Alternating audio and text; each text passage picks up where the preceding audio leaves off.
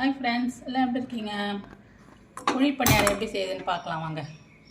Stove on பண்ணிவிட்டு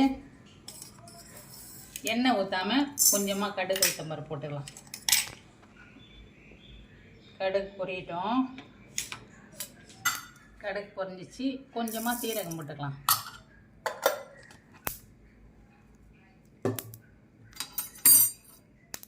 லேசாக எண்ணெய் ஊற்றாமல் நம்ம இது பண்ணிட்டோம். பாருங்கள் ஃப்ரெண்ட்ஸ், நல்லா சூப்பராக இருக்கும் சாப்பிட்றதுக்கு. கடுகு உளுத்தம்பருப்பு போடலாம். இது கடலைப்பருப்பும் உளுந்த பருப்பும் போடலாம். போட்டு லேசாக வறுக்கணும். தீயாதபடி லேசாக வறுக்கலாம். வறுந்துச்சு, பொன்னிறமாகிடுச்சு. இப்போ கொஞ்சம் கருவேப்பிலை, கொஞ்சம் காஞ்ச மிளகாய் போட்டுக்கலாம்.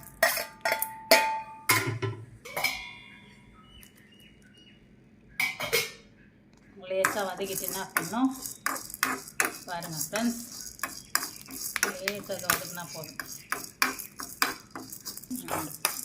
ஆயிடுச்சா? இப்போ நம்ம மாவில் போட்டுக்கலாம்.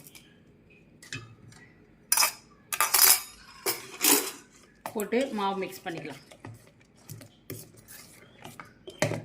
போட்டுட்டு என்ன பண்ணணும், வெங்காயம் கொஞ்சம் வதக்கி வச்சுருக்கேன். வெங்காயம் போட்டுக்கலாம்.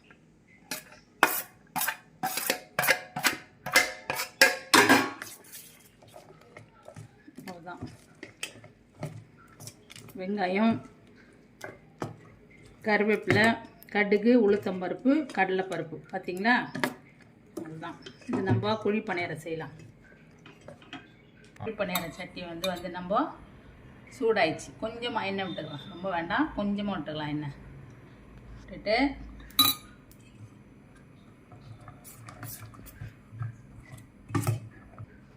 கூட இது கம்மி கூட கொஞ்சம் மல்லியும் போட்டுக்கலாம். நல்லா இருக்கும், டேஸ்ட்டாக இருக்கும். மல்லி போட்டுக்கலாம்.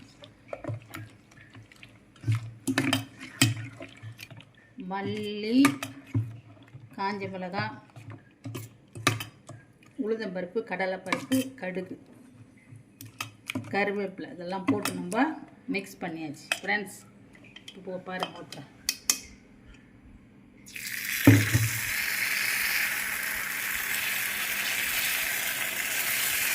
நல்லா டேஸ்ட்டாக இருக்கும். பசங்க நல்லா விரும்பி சாப்பிடுவாங்க.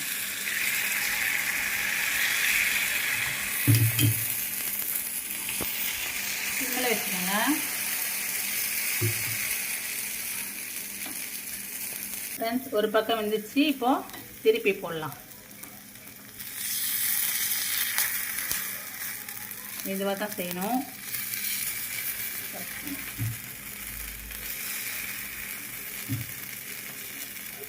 வெந்துச்சுங்க ஃப்ரெண்ட்ஸ், பாருங்கள். அவ்வளோதான், நம்ம அப்படியே எடுத்து சாப்பிட வேண்டியதுதான். நல்லாயிருக்கும், டேஸ்ட்டாக இருக்கும். வீட்டில் செஞ்சு பசங்களுக்கு கொடுங்க. தேங்காய் சட்னி ரெடி ஆகி தாளித்து ரெடி பண்ணிட்டேன்.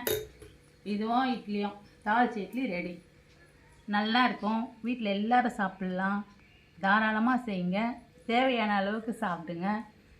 சாப்பிட்டு பார்த்து எப்படி இருக்குன்னு சொல்லுங்கள்.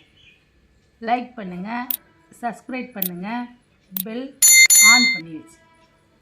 ஓகேவா? தேங்க்யூ. அடுத்த வீடியோ பார்க்கலாம்.